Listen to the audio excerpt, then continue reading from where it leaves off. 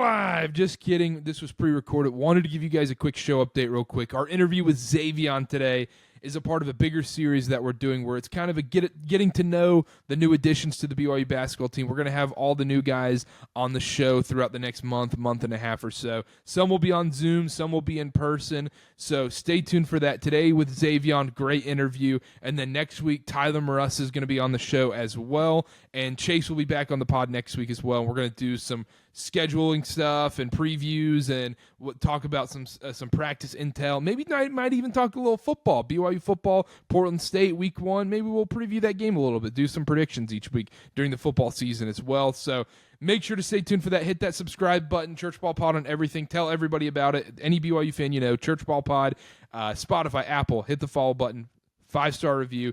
Field of 68 Podcast Network on the YouTube channel at Church Ball Pod Socials. And if you have any ideas and stuff you think we should do for the previews going into the season, hit us up in our DMs and on Church Ball Pod. All our DMs are open and everything, so hit us up.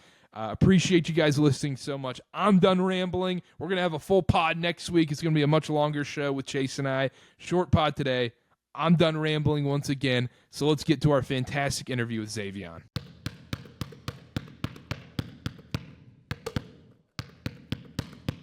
We're here with Xavion Staton. We got the pronunciation correct. How you doing, man? Yeah, I'm great. How are you doing? Doing great. Happy to be here in Provo right now. Summer practice is wrapping up. How have things been? How's the adjustment been being here in Provo?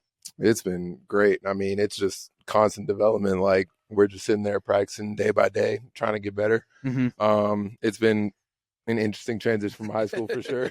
Going up against Dybantsa every day, I'm sure is a big wake up call. Oh yeah, no, it's great, man. That's one of the main reasons I chose here, being able to go against him. We have other guys in the gym that I'm just really able to just grow and learn from and experience from, being a freshman. So just being able to really understand that.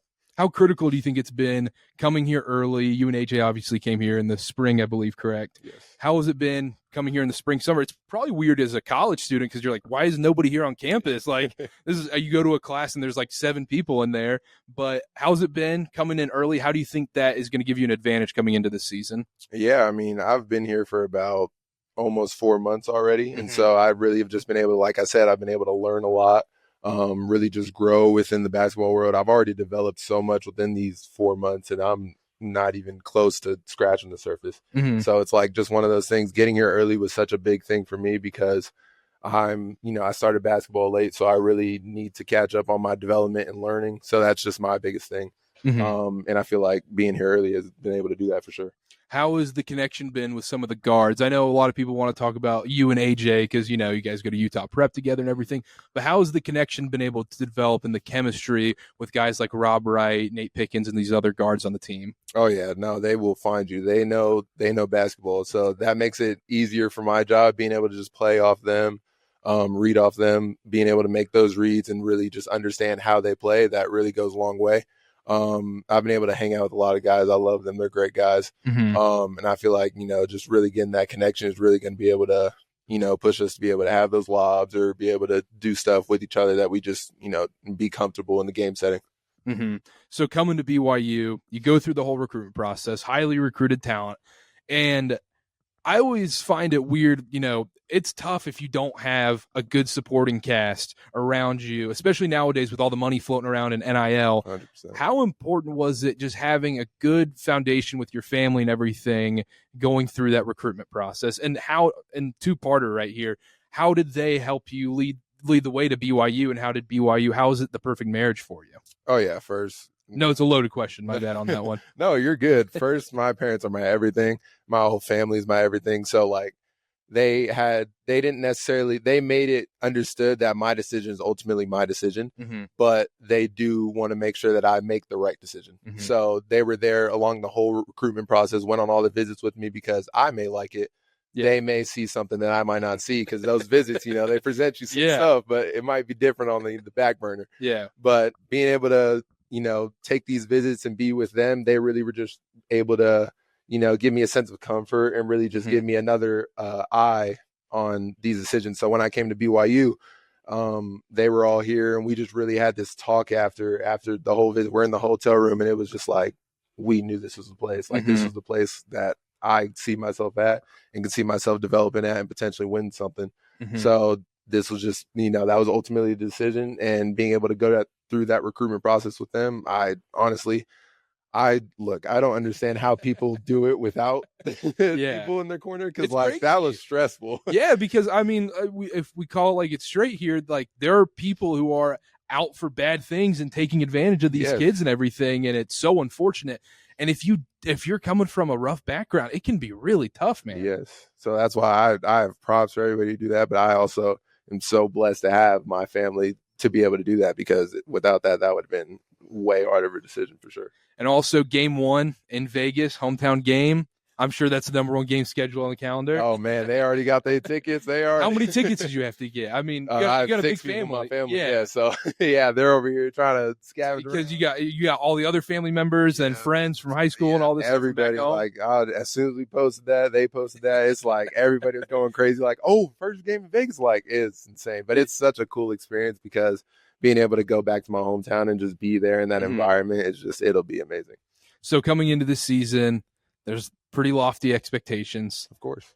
How do you deal with that? I mean, we all came here for a reason. Honestly, expectations come with talent. So, I mean, we're going to all buy into the process. You talked about connection earlier, being able to just be connected, grounded within each other. That's really what's going to take us far. Yeah, absolutely.